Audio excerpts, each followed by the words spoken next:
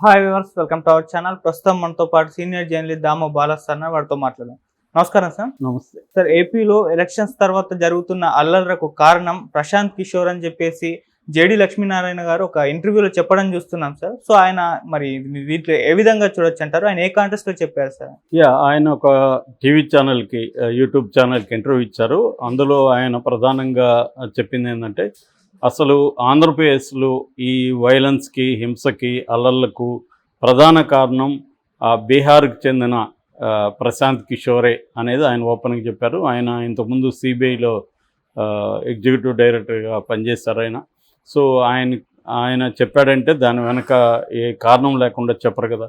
So ఆయన చెప్పిన దానికి ఏంటంటే, మామూలుగా రాజకీయ నాయకులకైతే ఏదో కొంత ప్రజల పట్ల కొంత బాధ్యత ఉంటుంది, తాము మళ్ళీ అధికారంలో రావాల్సి ఉంటుంది, ఈ రాష్ట్రంలోనే ఉండాల్సి ఉంటుంది అనేది రాజకీయ నాయకులకు ఉంటుంది. కానీ ప్రశాంత్ కిషోర్ లాంటి స్ట్రాటజిస్టులకి ఒక మిషన్ లాగా అది. వాళ్ళు ఏంటంటే ఒక రోబోలాగా పనిచేస్తారు. వాళ్ళకి మనుషుల భావోద్వేగాలు, ఇక్కడ ఈ రాష్ట్రంలో తర్వాత అభివృద్ధి, సంక్షేమం ఇవన్నీ వాళ్ళకి అనవసరం. వాళ్ళకి ఇచ్చిన టాస్క్ ఏంటి? పలాని జగన్ని గెలిపించాలా లేదా చంద్రబాబును గెలిపించాలా, ఈ ఒకే టాస్క్ ఉంటుంది. సో గతంలో జగన్ను గెలిపించడానికి కూడా ప్రశాంత్ కిషోర్ వేయని ఎత్తులు అంటూ ఏం లేవు. ఆ ఎత్తులకి ఏంటంటే, మనం ఇప్పుడు ఏదైనా ఒక స్ట్రాటజీ చేస్తే ఇది ప్రజలకు ఏమైనా ఇబ్బంది అవుతుందా, రేపొద్దున ఫ్యూచర్లో ఏమైనా ఇబ్బందులు వస్తాయా అనేది ఆలోచన చేస్తాం. కానీ ప్రశాంత్ కిషోర్ లాంటి స్ట్రాటజిస్టులకి ఏంటంటే అవన్నీ అనవసరం. కేవలం గెలుపుకి ఉపయోగపడుతుందా లేదా అనేది మాత్రమే వాళ్ళు చూస్తారు. ఇది దేశంలోనే ఒక అవాంఛనీయమైన ధోరణి. ఎందుకంటే వాళ్ళకి గెలుపే ఇంపార్టెంట్ కాబట్టి ఇంకా ఏమీ ఆలోచించరు వాళ్ళు. గెలుపుకి ఇది ఉపయోగపడితే దాని వెంట వెళ్ళిపోవడం. కానీ రాజకీయ నాయకులు అతన్ని కంట్రోల్ చేయకుండా అతని మాట వినడం మొదలుపెట్టారు. ఎందుకంటే వాళ్ళ మీద నమ్మకం పోయింది.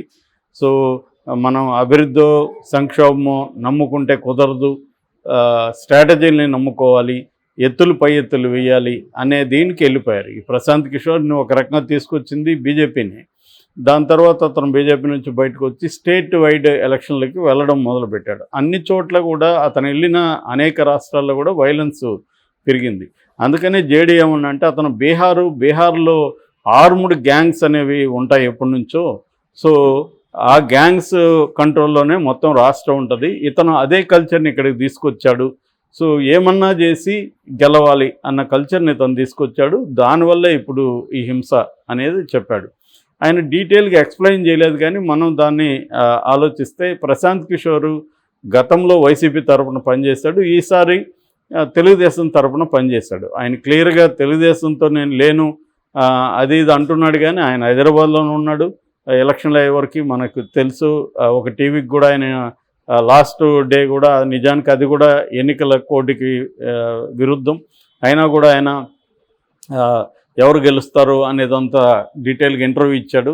క్లియర్గా ఆయన చంద్రబాబుని గైడ్ చేశాడు. ఆయన చెప్పినందువల్లనే చంద్రబాబు తన సూపర్ 6 పథకాలను పక్కన పెట్టేసి ల్యాండ్ టైటిలింగ్ యాక్ట్ని తేవడం వెనక కూడా ప్రశాంత్ కిషోర్ సలహానే ప్రధానంగా పనిచేసిందనేది వాళ్ళు చెబుతున్నారు అన్నమాట. సో అందువల్ల ప్రశాంత్ కిషోరే ఈ వైలెన్స్ ఒక స్ట్రాటజీ చంద్రబాబుకి ఇచ్చాడని చెప్తున్నారు. ఆ స్ట్రాటజీ ఏంటంటే, తెలుగుదేశానికి ఓట్లు వేసే వాళ్ళందరూ అర్లీ మార్నింగ్ వచ్చి 11 లోపల వేసేయాలి. సో అంతవరకు ఎక్కడా వైలెన్స్ ఉండకూడదు. తర్వాత మన వాళ్ళందరూ ఓట్లు వేసేసినాక ఆఫ్టర్నూన్ నుంచి వైసీపీ ఎక్కడెక్కడైతే స్ట్రాంగ్ బెల్ట్ ఉందో అక్కడంతా పోలీసులను ఎక్కువ మోహరించేట్టుగా ఎలక్షన్ కమిషన్ని మ్యానిపులేట్ చేయాలి. సో తెలుగుదేశం బలంగా ఉన్న చోట పోలీసులు తక్కువ ఉండాలి, వైసీపీ బలంగమైన ఏరియాలంతా పోలీసులు మోహరించాలి. సో మనము ఆ ఏరియాల్లో వైలెన్స్ని ప్రేరేపించాలి. అప్పుడేమవుతుందంటే, వైసీపీకి ఓట్లేసే ఈ ముసలి వాళ్ళు కావచ్చు, స్త్రీలు, ఈ సంఖ్య ఎక్కువ ఉంది కాబట్టి వాళ్ళు భయభ్రాంతమై ఓట్లు వేయరు అనే స్ట్రాటజీని ప్రశాంత్ కిషోర్ చంద్రబాబుకి ఇచ్చాడని, దాని ప్రకారమే దీపక్ మిశ్రా ఎవరంటే ప్రత్యేక అబ్జర్వర్. దీపక్ మిశ్రాని మ్యానిపులేట్ చేసి, ఎందుకంటే దీపక్ మిశ్రా సుజనా చౌదరికి చాలా దగ్గరగా ఉన్న విష్ణుకుమార్ అనే ఒక రిటైర్డ్ పోలీస్ ఆఫీసర్ డిన్నర్కి వెళ్ళాడని, అప్పటి నుంచే మారింది మొత్తం వ్యవహారం అని నిన్న కూడా నాని వాళ్ళు ఆళ్ళ నాని వీళ్ళంతా కూడా ఆరోపించారు. సో దీపక్ మిశ్రా ద్వారా ఈ స్ట్రాటజీ అమలు చేశారు. అందుకనే వైలెన్స్ ప్లాన్డ్గానే తెలుగుదేశం వాళ్ళు ప్లాన్డ్గానే చేశారు. దానికి రియాక్షన్గా వైసీపీ వాళ్ళు వైలెన్స్లోకి దిగారు. వైసీపీ వాళ్ళకి అది అర్థం కావడానికి స్ట్రాటజీ లేట్ అయింది. దానివల్లే అది స్పిల్ ఓవర్ అయ్యి నెక్స్ట్ డే కూడా ప్రాకింది. ఇప్పటికి కూడా అది ఆరని అగ్నిగుణం లాగా మారడానికి కారణం ఈ ప్రశాంత్ కిషోర్ ఇచ్చిన ఈ స్ట్రాటజీనే అనేది మనం అర్థం చేసుకోవచ్చు. అంటే ఆయన ఇంత డీటెయిల్గా చెప్పలేదు, కానీ ఈ స్ట్రాటజీలన్నీ బయటకు వస్తున్నాయి వరుసగా. నిన్న కూడా వాళ్ళు ప్రెస్ మీట్ పెట్టి మొత్తం మాట్లాడారు. దీనికి అన్నిటి కారణం దీపక్ మిశ్రా అని వాళ్ళు ఆరోపిస్తున్నారు. ఎందుకంటే కావాలని లాస్ట్ ఎలక్షన్ రేపుండగా ఈరోజు నైటు సిఐల్ని మార్చడం, చాలా చోట్ల పోలీస్ ఆఫీసర్లు మార్చడం, ఇవన్నీ చేశారు. ఎలక్షన్ ముందుగా డీజీపీని మార్చారు. సో దీనివల్ల ఏమైందంటే కొత్తగా వచ్చిన డీజీపీకి కావచ్చు, కొత్తగా వచ్చిన పోలీస్ ఆఫీసర్లకి అక్కడ పరిస్థితి అర్థం చేసుకొని కంట్రోల్ చేసే పరిస్థితి లేదు. వాళ్ళకి కావాల్సింది అదే. సో తెలుగుదేశం ఎక్కడెక్కడ లిస్ట్ ఇచ్చిందో మార్చమని ఆ లిస్ట్ అంతా దీపక్ మిశ్రా మార్చుకుంటూ వెళ్ళిపోయాడు అనేదే ఇప్పుడు ప్రధానంగా వస్తున్న ఆరోపణ. సో రెండవ అంశం ఆయన చెప్పింది ఏంటంటే జేడీ ఈసారి ఎన్నికల్లో విపరీతంగా డబ్బు ప్రవహించింది. ముఖ్యంగా తెలుగుదేశం వాళ్ళు క్యాండిడేట్ని ఎక్కువ పెట్టారు, డబ్బున్న క్యాండిడేట్ని. సో దీంతో ఏమైందంటే డబ్బు ప్రవహించడం వల్ల ఖచ్చితంగా మనం ఏదో ఒకటి చేసి గెలవాలి, లేకపోతే ఆ డబ్బులు వేస్ట్ అవుతుంది అన్న దీంట్లోకి వెళ్ళిపోయారు. సో ఆశ పనిచేసింది, ఆశయం లేదు అనేది ఆయన చెప్పారు. సో అది కూడా కొంత వాస్తవం. ఎక్కువ ఇప్పుడు 100 కోట్లు పెట్టే వ్యక్తి ఇంకొక 10 కోట్లు పెట్టి వైలెన్స్ చేయడానికి ఎందుకు వెనుకాడుతాడు? సో వాడికి పెద్ద ఇబ్బంది కాదు కదా. 100 కోట్లలోనే ప్లాన్ చేసుకుంటాడు. వైలెన్స్ కింద, ఈ గ్రూప్ కింద, పోలీసుల కింద, ఇవన్నీ కూడా ప్లాన్ చేసుకుంటాడు అతను.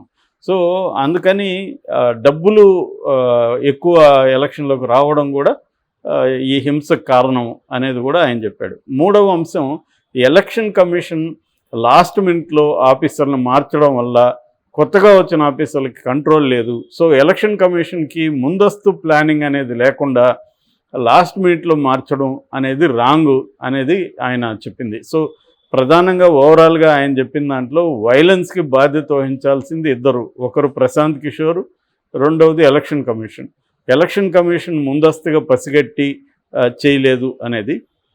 అదే తెలంగాణలో తీసుకుంటే ఇక్కడ కొంతవరకు దాదాపు 450 కంప్లైంట్లు వచ్చాయి. దాని మీద ఎఫ్ఐఆర్లు కట్టారు. అక్కడ అవేమీ జరగలేదు. ముందస్తుగా మామూలుగా రౌడీ షీటర్ని ఆయా ఏరియాలో, సెన్సిటివ్ ఏరియాలు ఎక్కడెక్కడ ఉంటాయో అక్కడ గతంలో ఎవరెవరి మీద కేసులు ఉన్నాయో వాళ్ళ మీద నిఘా ఉంచడం, వాళ్ళని కొంతమందిని బైండ్ ఓవర్ కింద ముందస్తుగా అరెస్ట్ చేయడం, లేదా హౌస్ అరెస్టులు చేయడం, ఇలాంటివి చేయాలి. అవేమీ చేయలేదు. అట్లాగే కేసులు ఇమీడియట్గా వైలెన్స్ ఎక్కడైందో అక్కడికి అదనపు బలగాలను పంపించడం, అవి కూడా చేయలేదు.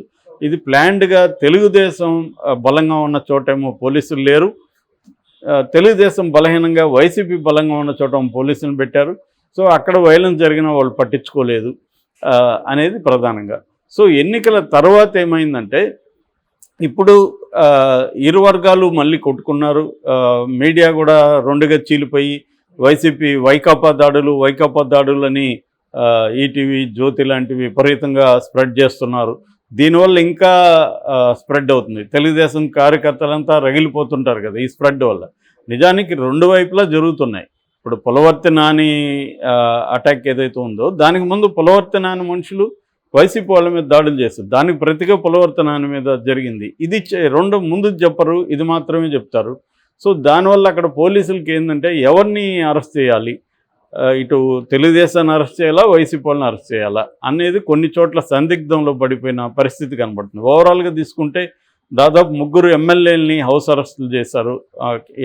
ఎక్కువగా వైసీపీ వాళ్ళ మీద కేసులు పెడుతున్నట్టుగా అర్థమవుతుంది. అంటే ఎక్కడెక్కడ మార్చారో అక్కడే వైలెన్స్ ఎక్కువ జరిగిందనేది కూడా నిన్న వైసీపీ వాళ్ళు చెప్తున్నారు.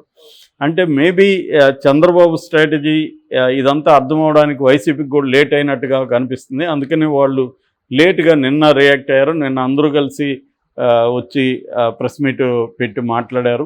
వాళ్ళు కూడా క్లియర్గా చెప్తుండేది ఏమంటే ఈ అర్జెంటుగా మార్చిన చోట మాత్రమే వైలెన్స్ ఎక్కువైంది అనేది చెప్తున్నారు. ఇక తెలుగుదేశం వెర్షన్ ఏంటంటే కొన్ని చోట్ల వైసీపీకి అనుకూలమైన అధికారులు కూడా ఉన్నారు ఎస్పీల స్థాయిలో. వాళ్ళు వైసీపీ వాళ్ళని ఏమీ అనకుండా తెలుగుదేశం వాళ్ళ మీద కేసులు పెట్టడం అట్లాంటివి చేస్తున్నారు అనేది వాళ్ళ వాదన.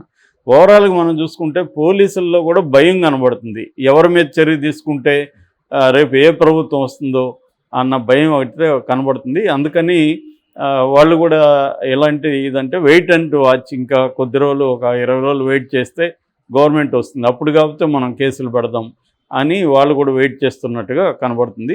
పులవర్తి నాని భార్య కూడా అదే ఆరోపించింది. Okay sir, thank you so much sir.